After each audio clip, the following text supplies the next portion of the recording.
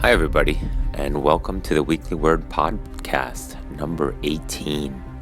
I'm Chris Hauth, also known as AIMP Coach, and this is the Weekly Word Podcast. Many of you are already familiar with it, and to those of you that are new to it, welcome. And the intent here is to talk to you as my athletes, as potential athletes, with questions and topics and current trends, what we're looking at in the ultra endurance world. It is a broad discussion, usually so far only just me, and I try to answer a lot of questions or themes or topics I see in a lot of the commentary I receive from a lot of my athletes, but also general inquiries that I receive during the week or weeks on email and text and via social media as well. So the format usually is that I do a quick intro like I'm doing right now, and then I go through some quick hit topics. Those quick hit topics are usually some of the questions or quick inquiries I've received with regards to training, concepts, diet, nutrition, pacing, physiological testing, all kinds of different aspects in the ultra endurance world. Many of them also revolve around mindset, but most of the main topics that I talk about revolve around the mindset of ultra endurance. And the quick hits usually are more training specific, physical specific, as well as training plan specific. So the one thing I do want to add to this podcast from now on going forward is that I want to give you guys all some actionable items, actionable outcomes of this podcast, and not like really a to-do list, but more just, well, let's try these few things, or let's this week or in the next few weeks try this approach, or please give this a whirl, so that you have something to take away from this podcast that you will take action upon. And so that will also make this hopefully more valuable to many of you, my athletes, so that you walk away going, well, I'm going to give this a try, or I have these 3 things I want to work on, or we talked about that, and therefore I'm going to try it. So actionable outcomes, actionable items that we can take away from this podcast. As you notice, the format on this podcast is also pretty casual. I try to just start talking into the mic, and I've made some show notes more about topics that I want to touch on, as well as notes with regards to the questions or the inquiries I received. But other than that, it's just sort of me rattling things off. And I've had an opportunity during the last few days and usually during the week to sort of work through some of the questions or topics that come up on this podcast. But usually, it's mainly things that have come up from you and a trend and something that I definitely want to address. So from that, let's jump right into the quick hits. The first quick hit we have this week is talking about the value of an easy run, bike, swim, or whatever your ultra endurance endeavor, activity, discipline, sport is.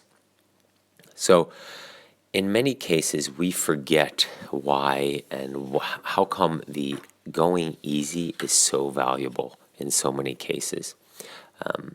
Going easy is often brought upon by fatigue or the volume just adding up so that we are therefore fatigued.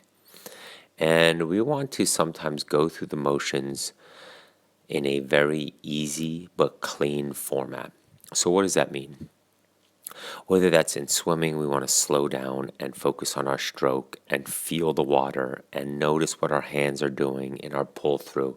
Notice what our recovery is doing. Notice our body position. Notice what our kick is doing. Notice our head position. Notice our hips and so on. If we're swimming on an interval, if we're training with intensity, if we're in a rush to achieve milestones in that workout, whether that's hit an interval, get a total time, or are too busy dealing with what the speed of the workout is, we often don't get a chance to really focus on the technique that we're applying. So an easy workout, like in this case swimming, is extremely valuable to do a full check-in with how we're moving through the water. Same thing on the bike. An easy bike on tired legs is fantastic. I have many of my athletes do it. Many of you do it after strength training, or after a long, hard interval workout, to either get on rollers or clean it up with an easy spin out on the road, or to finish up on a trainer with some high cadence, low wattage work.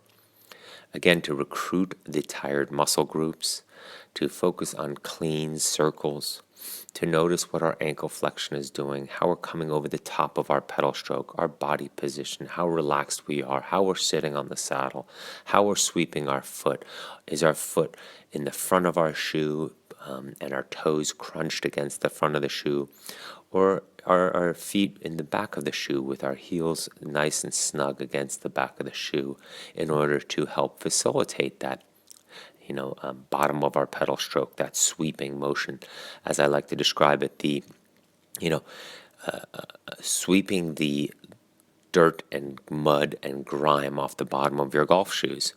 In your pedal stroke, you should have from the bottom going to about, as you sweep back to about a quarter of the way up again, it should be a motion very similar to when you're at the golf club. For those of you not familiar with the golf club, there's always these little pads, these bristle pads, where golfers can clean off their shoes before they walk into the clubhouse.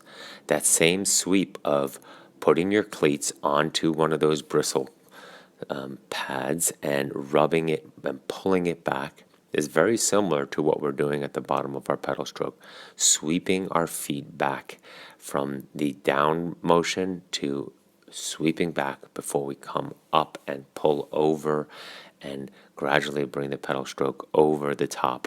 So again, a lot of times we don't get a chance to focus on this. We're busy trying to hit a wattage or a heart rate monitor, heart rate number, and we therefore don't relax enough and focus on our pedal stroke, on our quality, on our technique, on how we're moving on our bike forward.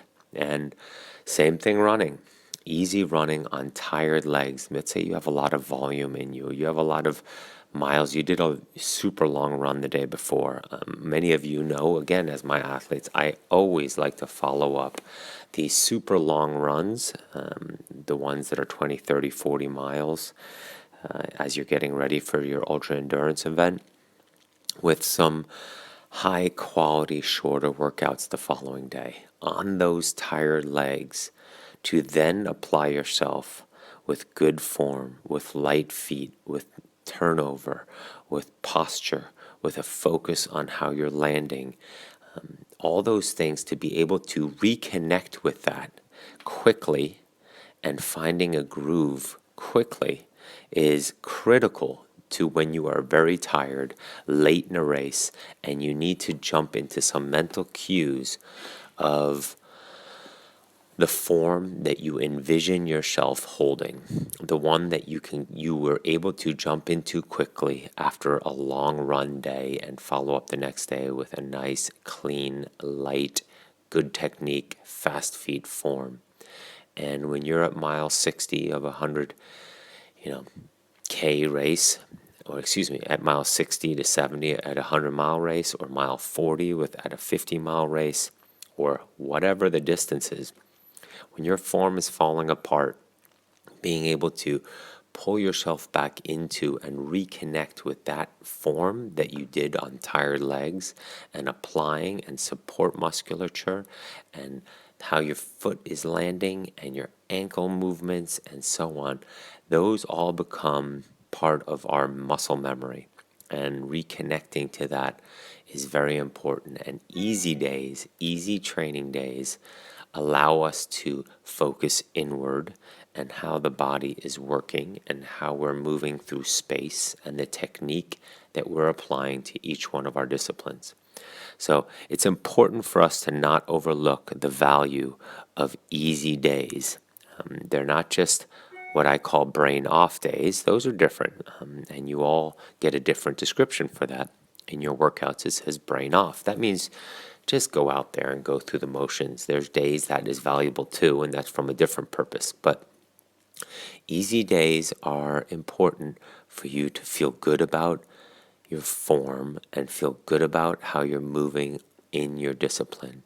And for many of you, what's nice too is because you've done the work earlier in the week or earlier that day or in the previous day, you can just relax and you don't have to think about fitness. You can just relax and think about technique and form today or this afternoon or the second workout. A lot of times off of cycling classes or cycling intervals or indoor trainer intervals, I like you to run easy off the bike. And sure, can you run harder? For sure. Is there a value in it? Sure, there's some physiological values to running strong and fast off of a quality bike, but the value of running easy off that quality bike is very high because you are reconnecting with good form. We can always run faster and we can always do better once we're rested and tapered and we go easier on the bike so that we're not as taxed or so on. But being able to click into good form, relaxed form, light on feet form, good technique is very important for the ultra endurance athlete. The next quick hit topic is similar to the first one, and that's the value of short burst training. Short burst training are the ones that many of you see 45 seconds fast, 1 minute fast, 90 seconds fast, 30 seconds fast, short hill sprints that are 10 seconds only. Again, high quality, but for a short period so it doesn't tax us too much. There's a VO2 max result out of it. You're bringing your threshold, you're going very hard for a short period of time. It doesn't tax us long enough so that there's a lingering need for recovery, but we have all the stimulus that we need to quickly ramp up the heart rate, ramp up the muscular effort, and then quickly shut it back down. The other nice thing about short bursts, again, ties into the first point, is that we can maintain technique and form quite well for shorter periods without our stroke, our footwork, or our cadence, our cycling form falling apart. We're able to maintain the good form for 30, 40, 50, 60, 90 seconds, and then we give ourselves ample time to recover in order to have another successful short burst of good quality, good intensity with a little need of recovery. Some of us, when we're doing that short stuff, we oftentimes go too hard. We don't want that flailing. We don't want hard, as I described in a previous podcast. We want fast. And that's why oftentimes, or not often, pretty much always, I write in those workouts fast, not hard. Because fast keeps that technique sound. Fast keeps us in control. Fast allows us to have a gear or two extra. We're only going to about 95%. So that 5% maintains control. And short bursts in time also allow us to go harder than we usually would if it were a minute or 2 or 3 or 5 minutes. Because those longer bursts, those longer, higher intensity sections, we let the mind drift to, this is really going to hurt. How hard do I really want to push here early on in order to not blow up? The purpose of training in general is to blow up, and our opportunity to blow up is great in training. If that's the outcome, of course, and the desired outcome of that workout. But we cannot forget that we want to test our limits in training so that we do not have to wonder or do not have to run into trouble in racing by pushing too hard, by blowing up, by knowing where the blow up point is in training, knowing where we could no longer execute the workout. That's extremely valuable so that going into racing, we know where that threshold is. We know what that feels like. We know what we're avoiding.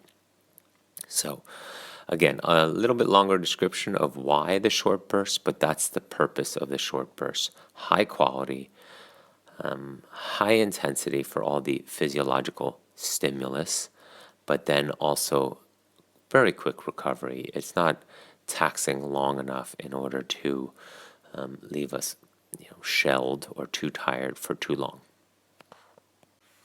And finally, the last quick hit topic for today is, again, what I was just mentioning, ties into what our outcome today of the workout should be.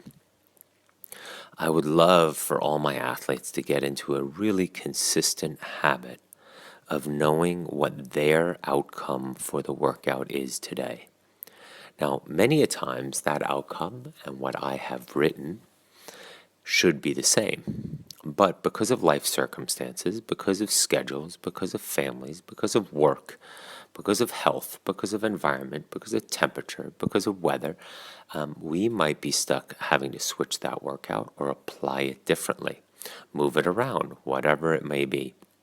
So the outcome for today's workout might be different than what I had originally intended for many of you, or if I'm not your coach, the outcome might be different than what you had intended or had written down or planned for. But still, we want to go into the warm-up, and that's the great thing about ultra-endurance training. In every workout, there's a warm-up. And in that warm-up, we want to take a few minutes, might not even take that long, to really understand what our desired outcome for the workout is today. And I go through this exercise pretty much every single workout, and especially if I have 2 workouts a day or have a bunch of workouts stacked in a 2-3 day period. Because it becomes important to not just go through the motions of each workout, but to have a specific intent, desired outcome of each workout. So for example, today I had a swim this morning, and my swim outcome that I've been working through during warm-up was to get in my quality, to get my high-intensity work, to get my stimulus from oxygen debt, as well as fast twitch, to happen during the swim. And that way I could later on in my run go easy, focus on quality, focus on technique, focus on form, focus on how I'm moving over the trail and through space very light and efficiently without taxing my body too much. Why? Because I had the stimulus of the swim today. So again, for all of you, what is my desired outcome of the workout? It makes you achieve success easier, because if you achieve the workout the way you had desired that outcome to be, it makes it also a lot easier for you to feel quite successful about your day and about your training day. Let's just keep it in that category. And by, in many cases, almost overachieving on your goals. Don't make these goals and outcomes for the workout too complicated. Keep them simple. Keep them in small, bite-sized chunks. And don't be shy to just keep it almost easier to achieve, especially in the beginning. And many of you know from my workouts with you, in the beginning, the workouts are easy to achieve. And there's a reason behind that. The reason is that you gradually feel more and more accomplished and successful and happy, for lack of a better description, but it is actually that simple, of achieving the desired outcome. And it makes your motivation for the next workout better. It moves through your body with regards to feeling good, the dopamine release of successfully, completing a workout and enjoying your training because you are doing it correctly and you are achieving the goal that you had set for yourself prior to the workout and the intent, and you worked through it. And therefore, the outcome for today's workout was achieved. And so keep that in mind. It keeps you motivated to keep working on your training, to remain consistent, and to keep pushing. So again, that all starts with, what is it in my workout today that I want to achieve? What is my desired outcome? And from there, use it as a positive, use it as a great step forward to what I did achieve. I received some advice from somebody a couple of years ago. I don't really remember who it was, but it tied back to boarding school, actually. The person wasn't from my boarding school who said it, but it made me remember boarding school, of what we started our day with there every day. And that was making our bed to the best of our ability. And I used to think in boarding school, this is the dumbest waste of time that I can imagine. Like, okay, I'll make my bed. I understand it's boarding school, and I understand, there's a certain order and cleanliness to it when you have, 450 boys living in 6 stories of basically a big old apartment building, for lack of a better description. So in this dorm, of course there needed to be cleanliness and some sort of order, but to the best of our ability, with that much focus, making our bed, come on. But what I learned years later is that first set of achieving something in your day, that first sense of accomplishment, that first opportunity to control your outcome on something, on a task for the day, just started the day off properly. It was the first little building block to many, many outcomes for the day that we wanted to set the narrative for, to start the process for. And it's interesting that person said that to me from exactly that perspective. Making your bed each day to the best of your ability.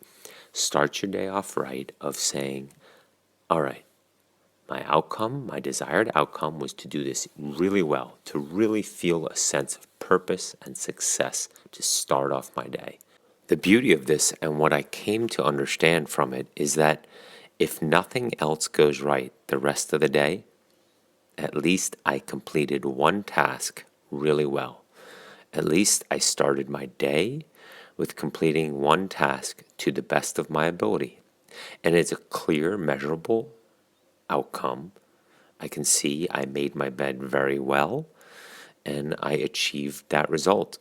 Again, anything else happens the rest of the day, hey, at least I did one thing right. And trust me, in boarding school, that was a pretty good hit ratio if I could get at least one thing right.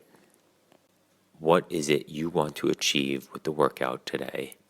And use that achievement and that success to your advantage of creating momentum, creating consistency, and just creating joy and fun and fulfillment and happiness with your training. I do want to add on a side note here or an additional note, that not every workout is going to go smoothly and the outcome is not going to be achieved. Things get in the way of a workout. So despite the best intentions, despite the best preparedness, despite the best visualization and clarity on what your outcome is for the workout, things get derailed. It happens quite often. But even then, we can shift on the fly.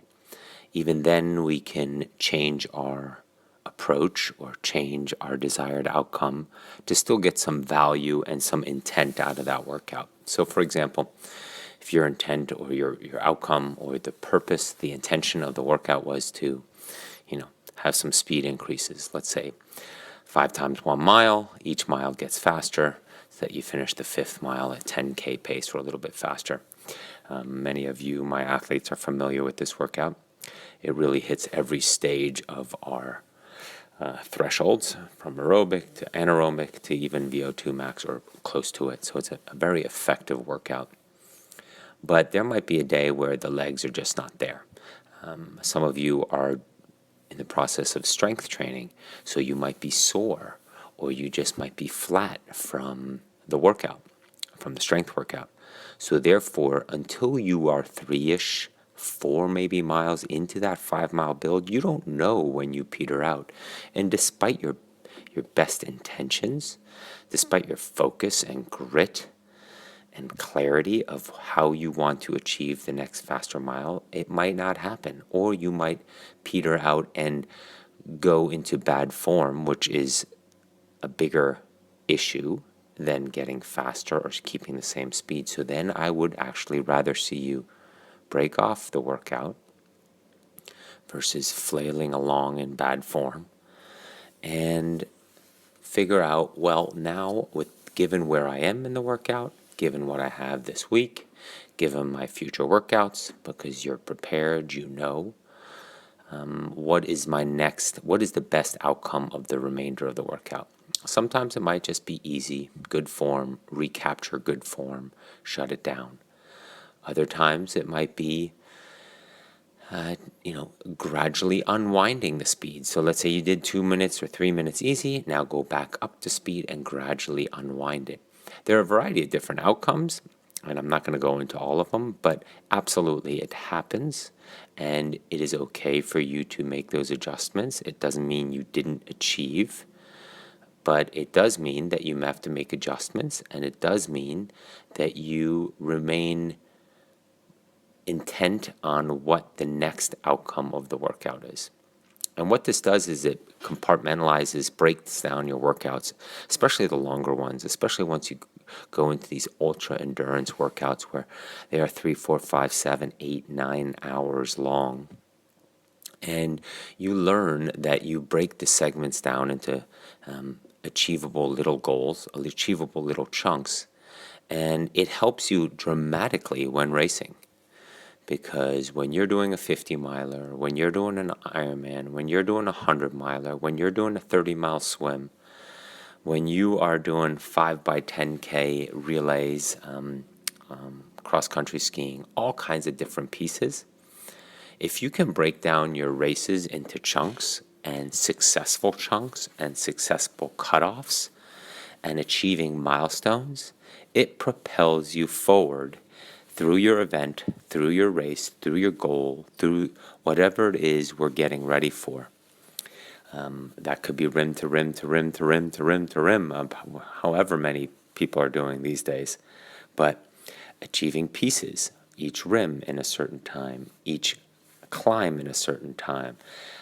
Again, so many measurable outcomes, so many intentions to then build upon success, motivation, excitement, fun, positive vibes, and joy to make the next segment more achievable, to make it, again, that positive energy to keep you motivated, focused, and consistent through your race. So what is the actionable item out of this quick hit before we get into our major topic of the day?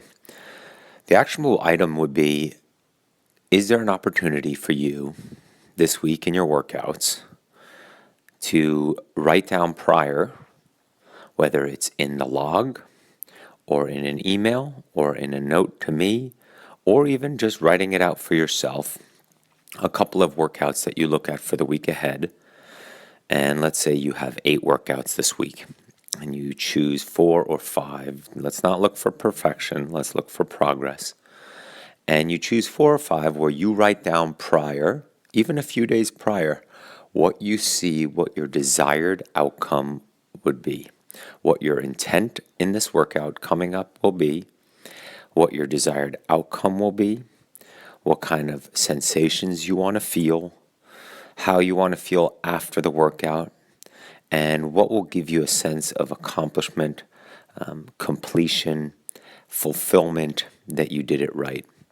That ties back into way back in, I think, one of my first podcasts. What have you done today to achieve this goal? This goal being whatever your goal for the season is, whatever your goal for the next event is. What have you done today to move yourself closer to achieving your goal?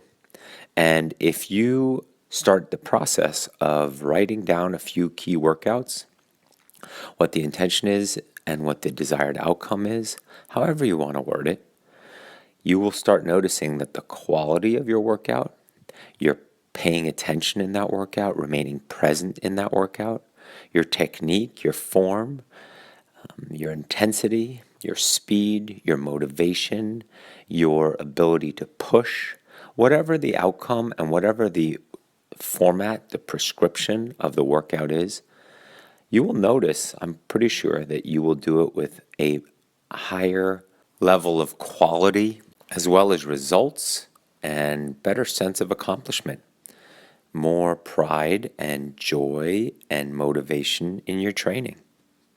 So here we are on our main topic for the day. And I alluded to this last week, and that is the opportunity to overcome. And so I want to dive into this topic a little bit deeper.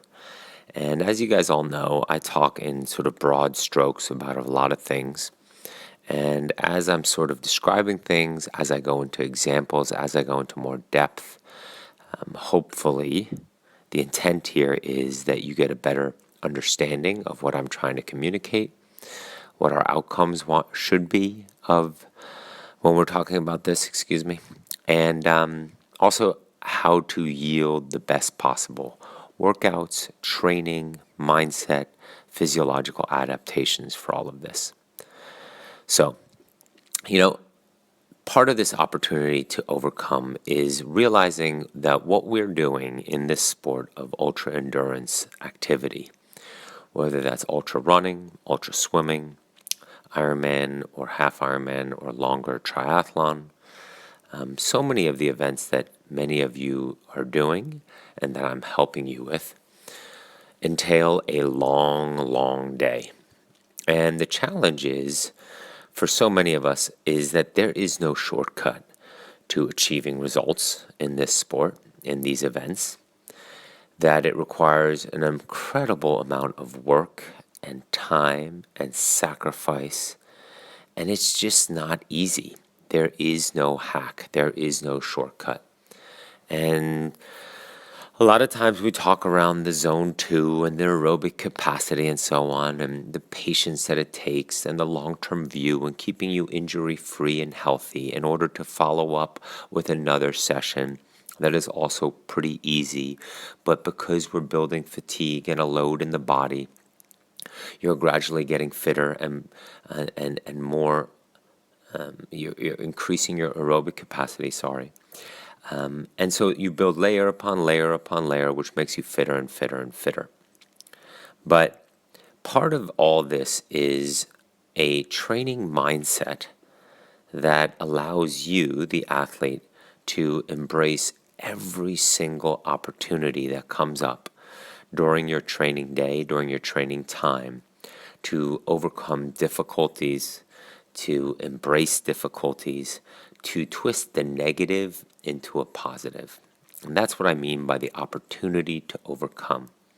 There isn't a week that goes by where in my cycling classes I am not bugging people, commentating about how these short intervals, this 80th minute of a 90-minute class, this hard last 30 seconds of a long, challenging interval is an opportunity.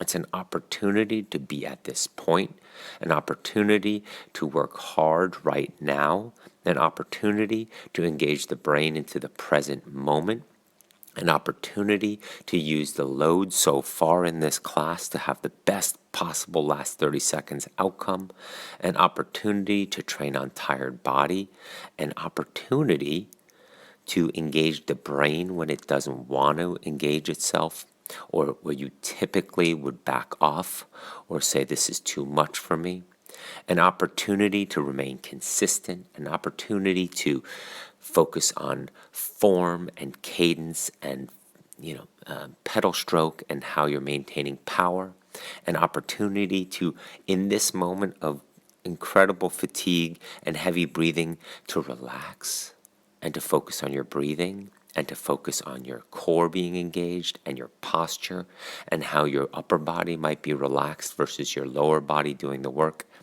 So there's opportunity in every single moment of our training to apply something and to overcome something.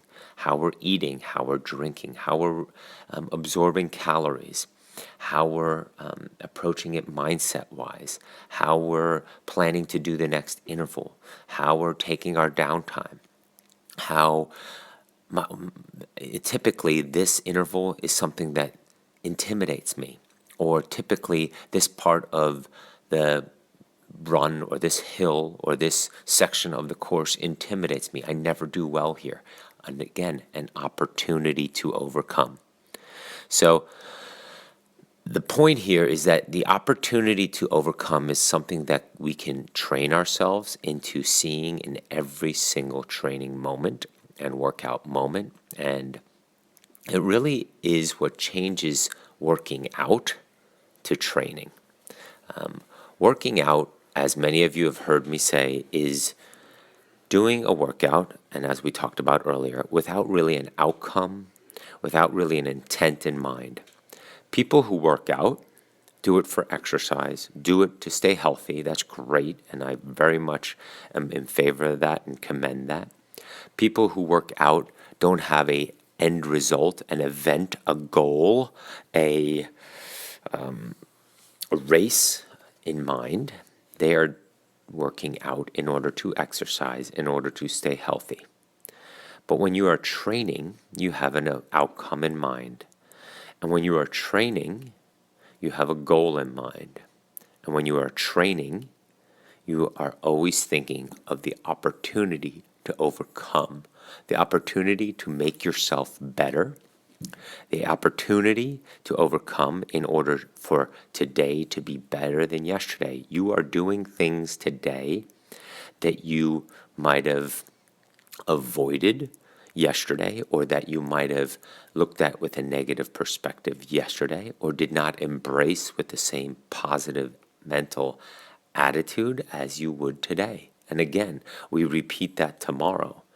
And by practicing and training a daily opportunity to overcome, you also make this process way easier in your mind to apply to every aspect of your training. And then it actually seeps into the rest of your life of an opportunity to overcome at work, with your family, in your social life, you for yourself, and with regards to self-improvement. And not in a big, I need to work on my weaknesses aspect, but more about, man, I didn't view it from that perspective. This is actually a great opportunity to make myself better. This is a great opportunity to make myself a better father. This is a great opportunity to make myself a better husband. This is a great opportunity to make myself a better coworker or manager. This is a great opportunity to work on my weaknesses, on my strengths. This is a great opportunity. Constantly you start recognizing opportunities to overcome. And it is a habit, and it is a mindset, and it is an incredibly powerful tool to constantly keep progressing. And it is a way to allow yourself to get the most out of every workout, in order to bring this back to training. And it is very much tied into what we talked about earlier with what is the intent of this workout.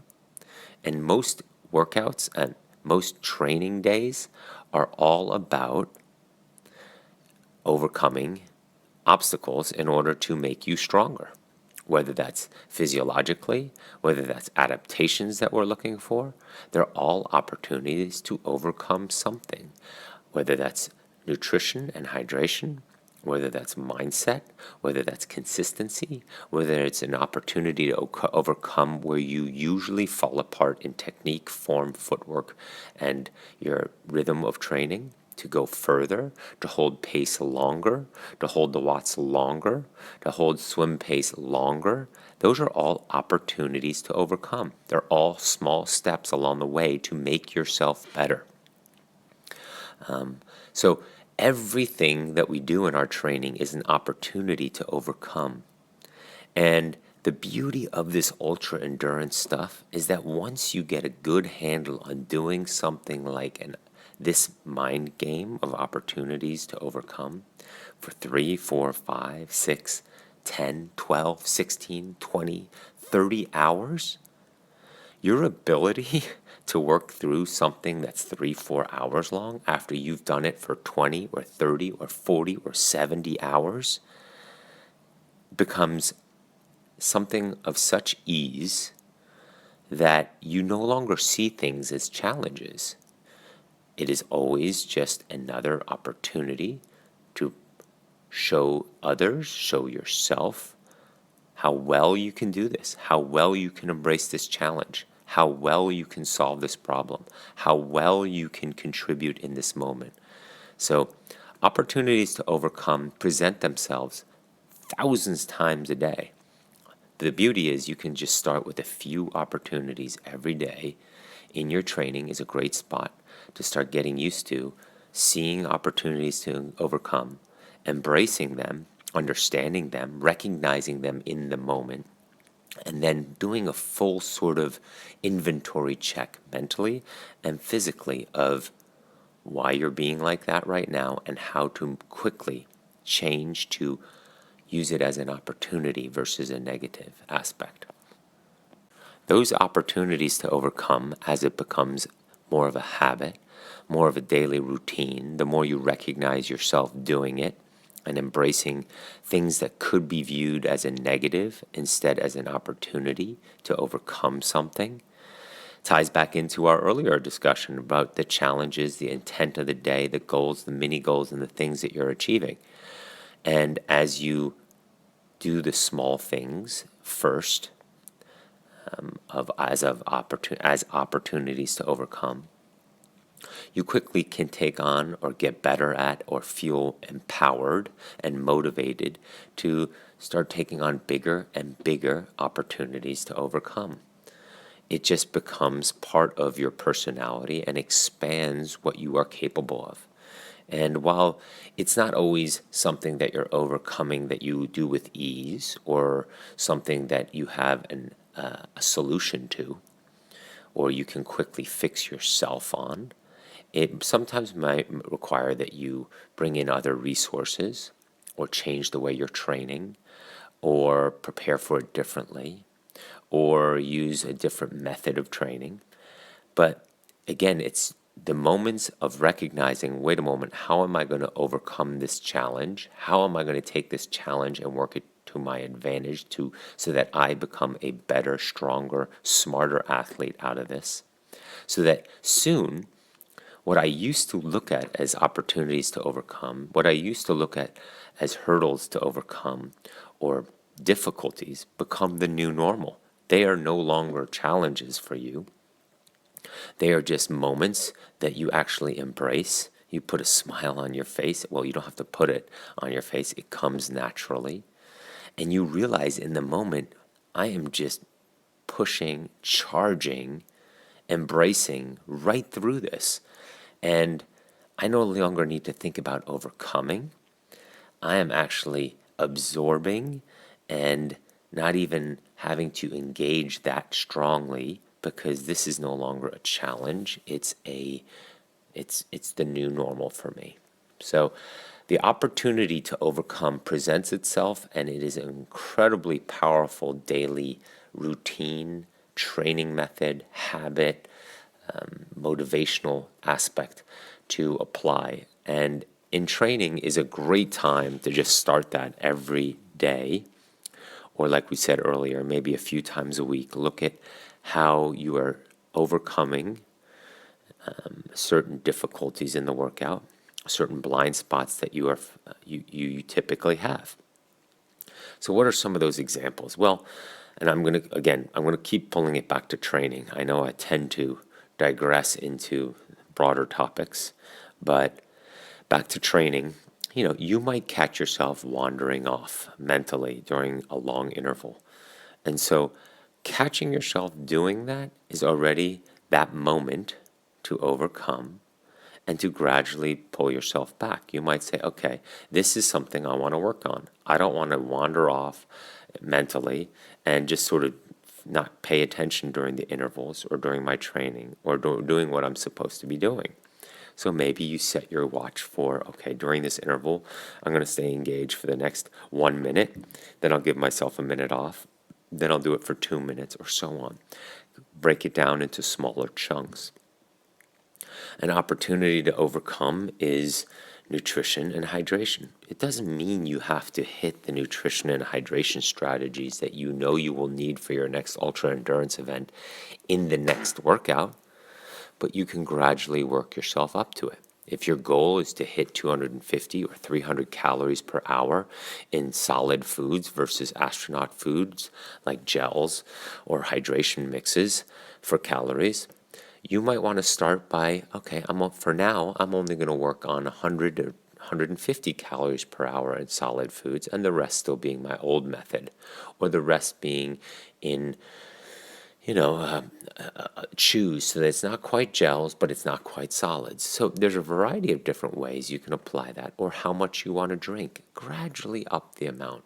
Give yourself small successes along the way so that you are working towards overcoming that challenge and continuing to see how you're using that opportunity to overcome. The key in those opportunities to overcome is identifying those crucial moments.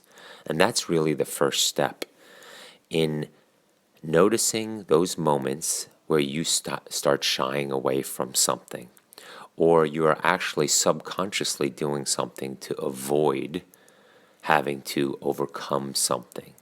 So let's say you find yourself on a hard interval day, constantly riding with a bunch of friends, and you notice that you don't do the intervals as hard as you should do, or with the right focus and the right intensity when you're riding with your friends.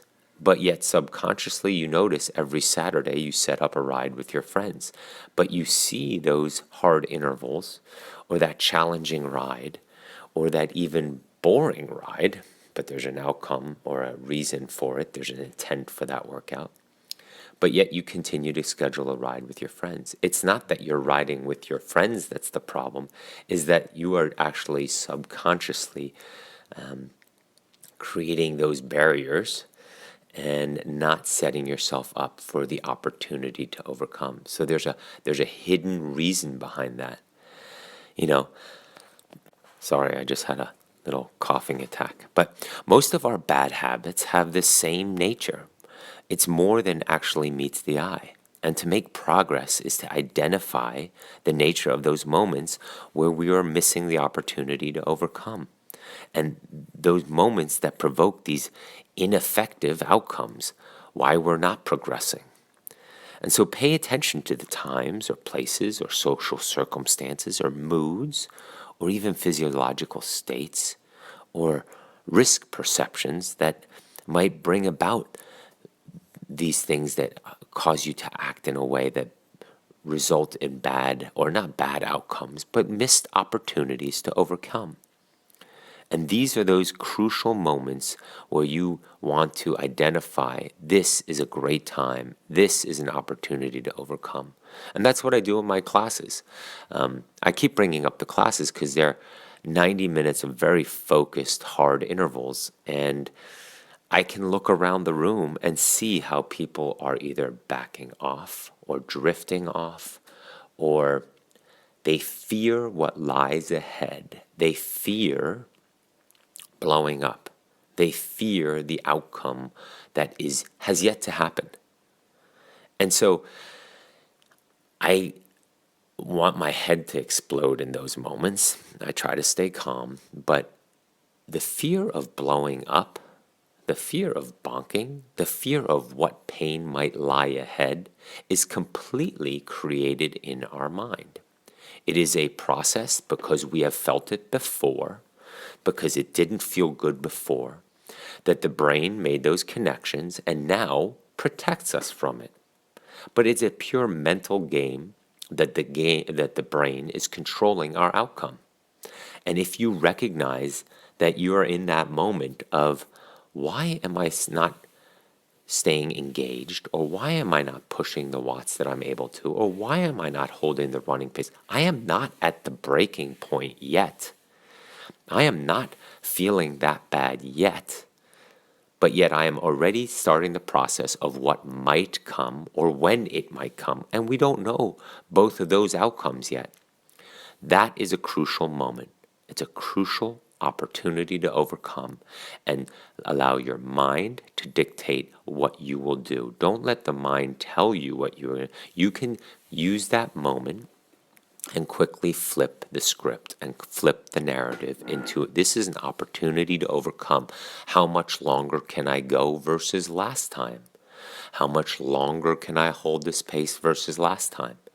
It's all a phenomenally effective game in order to make you a better athlete, to have better results, to make you stronger. And the more that you apply this, the more you use these moments to overcome, these opportunities to overcome, they shrink the size of your problem. They shrink in, not shrink, but they lessen in frequency that they come up. And change seems daunting when you think it requires this permanent paying attention all the time. No, these are just crucial moments, crucial little segments, minutes of your day, even seconds of your day, that are opportunities to overcome, to quickly take a 90-degree turn and apply yourself a little bit differently so that you turn what might be perceived as difficult or what might happen into an opportunity to overcome something and to have a mini success story. And that mini success story, when you do it right and it feels good, again, like we talked about earlier, a dopamine release and a synapse in your brain that makes very, very critical connections so that it wants to be repeated. That's how the brain works. When something goes well and it feels good, it remembers it and it makes a little connection. And when that connection is reinforced over and over again, that connection becomes stronger and stronger and thicker and more powerful and more frequent in your brain.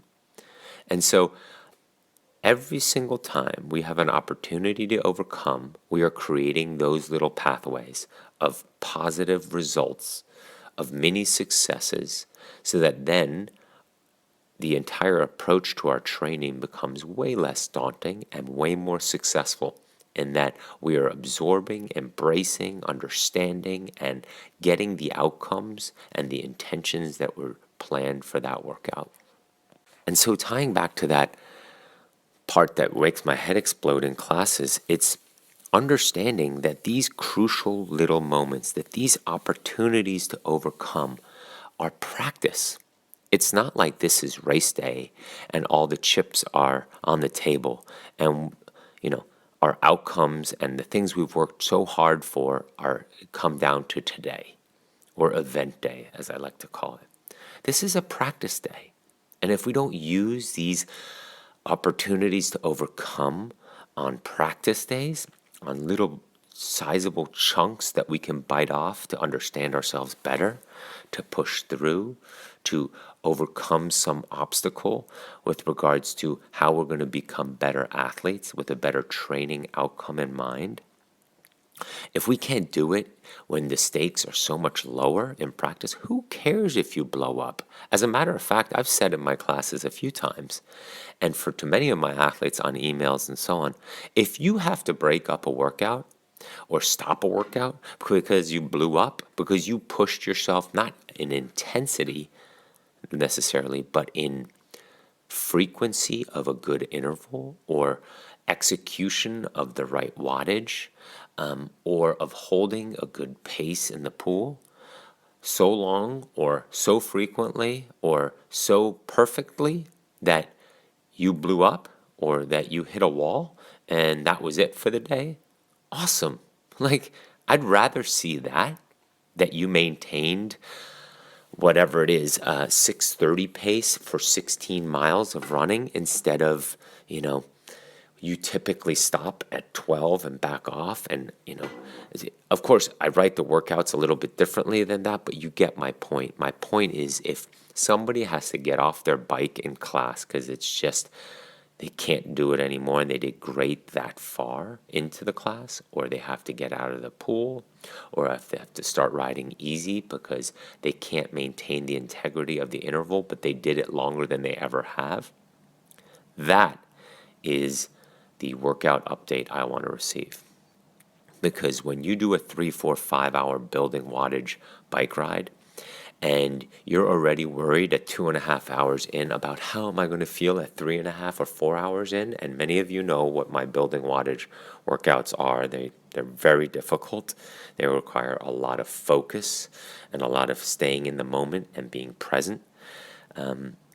For you to then stay in the moment and be present and stay engaged and just trust in your body and not let your mind dictate your outcome, let your mind not get in the way of what your body can do, and you go further than you've ever gone before and you feel better and more controlled than you ever have before, that's an outcome I'm looking for. So the stakes are lower in practice. And so your motivation and your little pieces of success will be a lot better in its outcome because you're doing it in practice. This is the time to do it. And so over time, you will find that your effectiveness goes up and your stress level of these moments, of these opportunity to overcome, go down. And so if you look at it, at your workout after, and you say to yourself, well, how did I do today? How was my effectiveness? What was my outcome of this workout? If you rate your workout, if you do a mental debrief of saying, how did I do today? You will notice, if you embrace these opportunities to overcome, that your effectiveness goes way high and your fear, your stress level of this work, of these obstacles along the way, goes way down. And that balance, or that imbalance now of effectiveness up, stress down, is the ideal training outcome once again. I mean, those are the ones where we're literally applying deliberate practice, right? That are, who was it? Swedish psychologist, Anders Ericsson. I mean, amazing studies that he did over the years with regards to deliberate practice, right? Where our learning curve steepens when we're most engaged.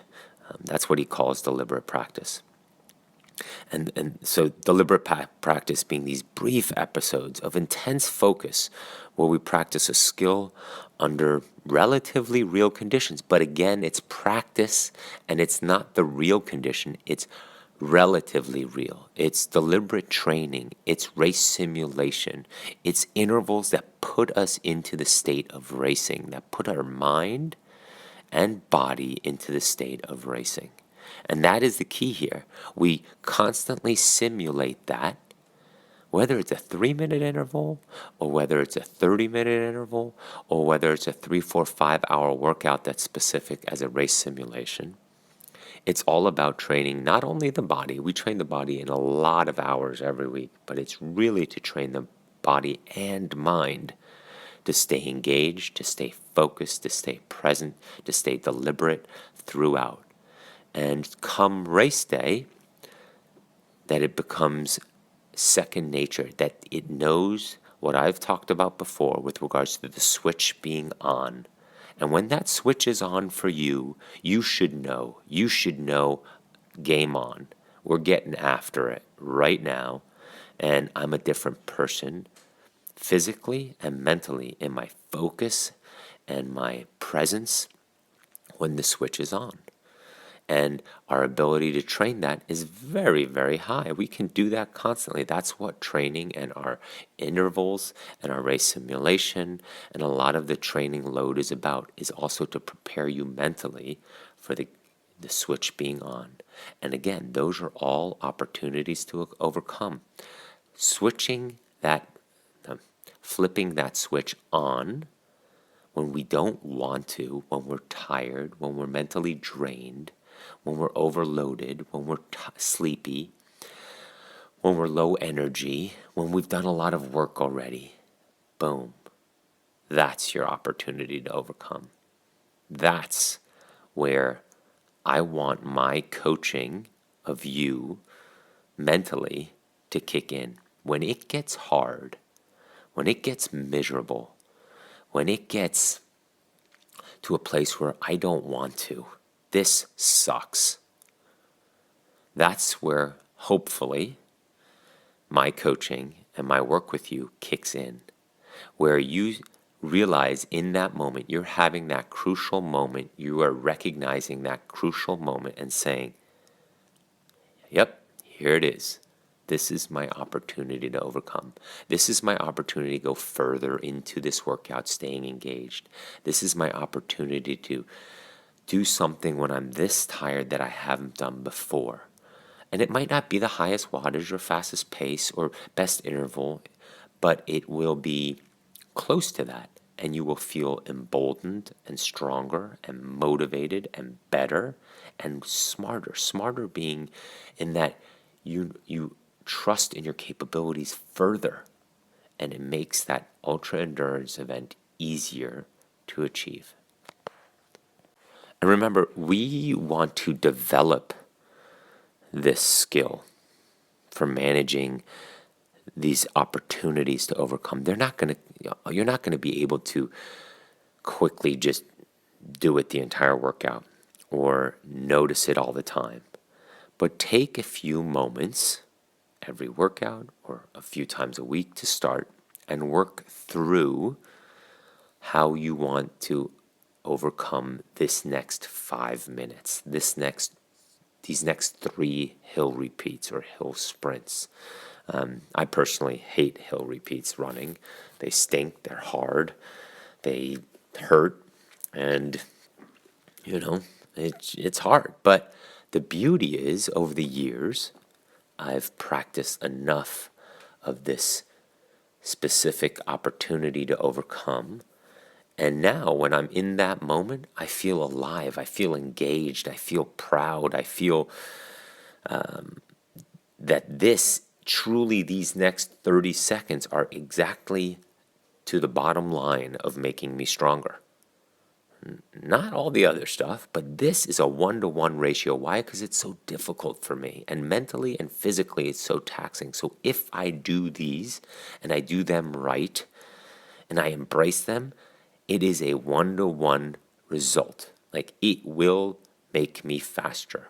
This next interval, yes, it will make me faster. And it is part of that desired outcome of the training, right? Like we talked about earlier. If you write down today's desired outcome of the workout or intention of the workout or goals of the workout, then part of that might be the opportunity to overcome, recognizing what it is in this workout that I usually avoid, and instead entering that part of entering that part of the workout, and saying, here we go. This is where now I engage the brain. I'm flipping that switch on. Many would call this almost an emotional competence in order to do this. And you can develop your own tactics to make these unpleasant moments, these opportunities to overcome, more pleasant, or at least more manageable. At least you recognize the moment and you're going to get through it better. Not necessarily loving it or making it that much easier, but just making them more manageable at first. And you gradually retrain your brain to change that formula for predicting how you're going to feel in those moments, in those crucial moments, to knowing how you're going to feel. And being familiar with that is a completely different sensation when you approach that next difficult moment. And so you develop this emotional competence, as many would say, to embrace those difficult moments with a completely different mindset. And that's what I was talking about with how it seeps into the rest of your life and the rest of your day. Life is a big word, but the rest of your day. And you see opportunities to overcome. And you, again, work on small, manageable tactics that you can then turn unpleasant things, opportunities to overcome, as I like to say them, into just your day-to-day. Make them more pleasant. Make them easier. Make them more embraceable. Make them more fluid so that your opportunities to overcome go away and new ones present themselves. I mean, it never stops, but again, elevating yourself to becoming a better athlete and, in many ways, actually a better person. It's funny, I had an athlete talk to me who I've talked to a lot about this, not in much depth as this, but I talked to him about his lack of training time because life and work were in the way, and he was very upset about it and depressed about it. Not depressed in a manic way, but just, constant sad faces, for lack of a better description. But now that he looks at all these opportunities to overcome, the quality of his training, the quality of his day, the quality of who he is, and every little negativity that he has turned into making himself more powerful, making himself better, stronger, better prepared for whatever, in this case, life's challenges throw him way, but get thrown his way. Sorry for that. Now makes it easier for him to know that come this race, come this event, despite not being the best prepared physically, he will be prepared mentally to overcome the fatigue that might come up and the challenges that might come up, from physical to mechanical, let's say on the bike, to terrain, to temperatures. They've all been worked through, because in his day-to-day life, in his day-to-day training, he's turned everything into an opportunity to overcome. It's too cold? Perfect. It might be too cold on event day. It's too hot? Perfect. It might be too hot on event day. I'm underhydrated? Perfect. I'm ready to understand how to work through this. And sure, while my result might not be the same because I'm dehydrated, I at least am familiar with this situation, and I know how I can get myself through it. I've done it before. And so, or undercaloried, or I'm bonking, or my chain breaks. All these little things that are come event day, because you're so well versed in opportunities to overcome, it makes the event day less intimidating, less of an event, and more just, I am capable of this physically and mentally. Bring it on. Let's get after it. So there you have it. There's our opportunities to overcome main topic. And keep in mind that you can change your own training habits. You can change your own habits, not only training, by identifying your daily opportunities to overcome. And for many of you, if you sort of have a end of day sort of evening few minutes where you sort of review your day, hopefully you're able to identify some opportunities that you overcame that day and how you applied yourself for some intentional, deliberate practice on how you overcame those opportunities, overcame those obstacles, and how you displayed that emotional competence that we're talking about to gradually get stronger and stronger about that skill, about that barrier, about that blind spot that you overcame that day. So, opportunities to overcome are a great approach to seeing your day, your training, and how you are going to be better, stronger, smarter as an athlete, quote, as a person, going forward. And again, what are we doing here? We want to be better today than yesterday, better tomorrow than today. And how do we do that? How do we progress from the past? And how do we progress to a better self, better athlete? That is by, especially in this case, embracing opportunities to overcome. So, all right, another long major topic, another longer podcast, and I thank you all again for listening this long. These are getting longer, and they're going a little bit more in depth, but the feedback I've received is that many of you really do enjoy it. And again, like I said last week, you're all ultra endurance athletes, so you have the time to listen. We're out there pretty long. But this one might not have been the ideal one to listen during a workout. Or maybe it is. Maybe it is the ideal one to just tune out the environment around you and realize how you're going to make this next workout, this current workout, tomorrow's workout, something more meaningful, because you are going to see many micro opportunities to overcome, and you're going to do them better and smarter and stronger and embrace them differently than before and become a better athlete because of it. So thank you again. I don't know what we're going to dive into next week. I have a few good topics. One of my athletes this morning reminded me in class that what I'm talking about in class, I should apply to the podcast. Save it for the podcast.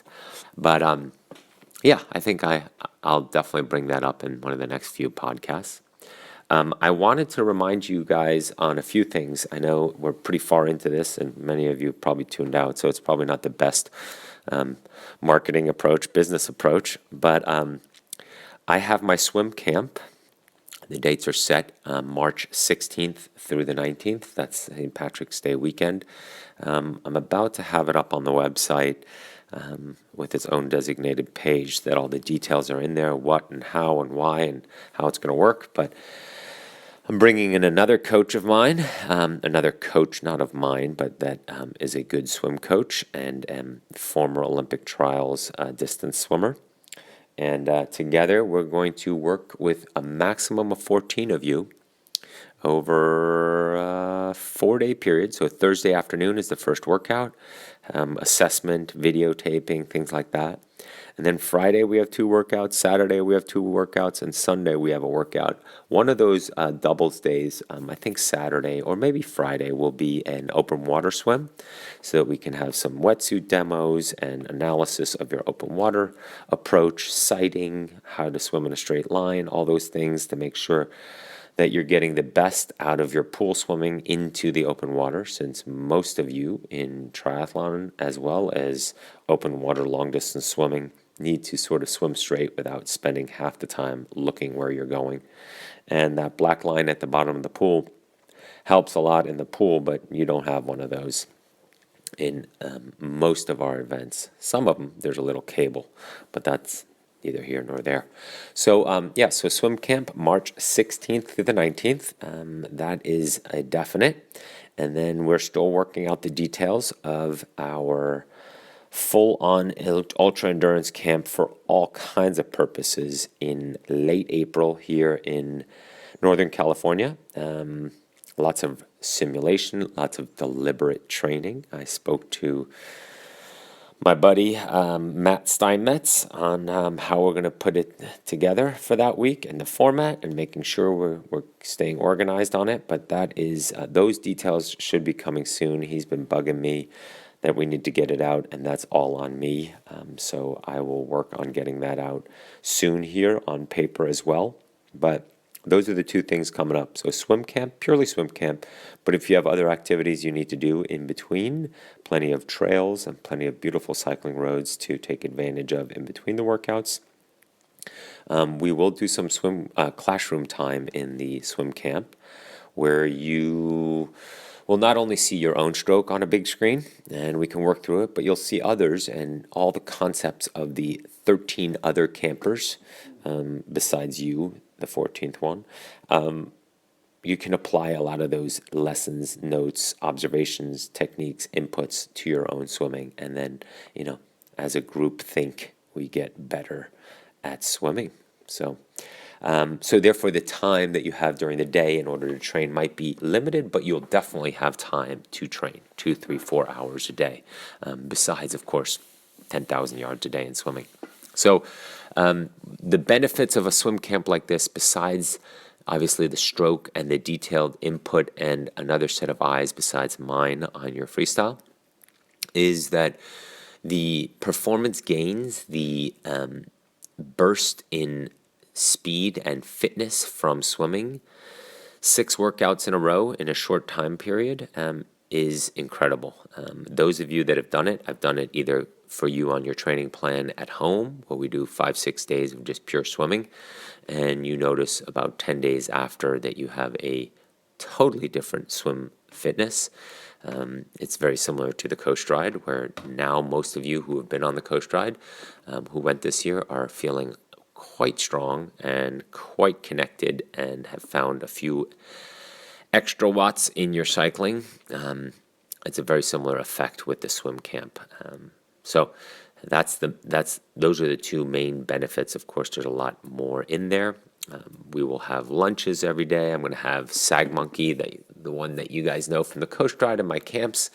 He'll have his mobile kitchen out, and he'll make us some lunches as well as transport us up to the open water swim. And so it should be just a fun 3-4 days of swimming and focus and improving ourselves to be better swimmers tomorrow than we are today. So, all right, that'll be it. I thank you guys all for listening. Keep sending me topics. Keep sending me input. Keep telling me if you like this podcast. If I'm going too long, please let me know. If you think it's boring, please let me know. If you think I'm rambling too much, please let me know. And we're just going to keep it in this very chill, relaxed format. Yes, I will eventually get guests. And yes, I will eventually broaden the topics to other people too, and other observations. But I think that will also happen a lot more once the race season has begun and we can work into races and events and what's happening and what I'm observing from there, so that, again, this knowledge transfer goes on to you. That's the whole purpose of this weekly word, right? Not only to answer all your questions, but that you get a sort of brain dump of what is now 20, 30, 37 years of training and racing and coaching and being coached by all kinds of levels. And hopefully I can pass all this on somehow in some relatable way to all of you. All right. Have a great week. It's Friday here. And on we go. All right. Better tomorrow than today. Better today than yesterday. We keep progressing. All right. Have a great week. Bye.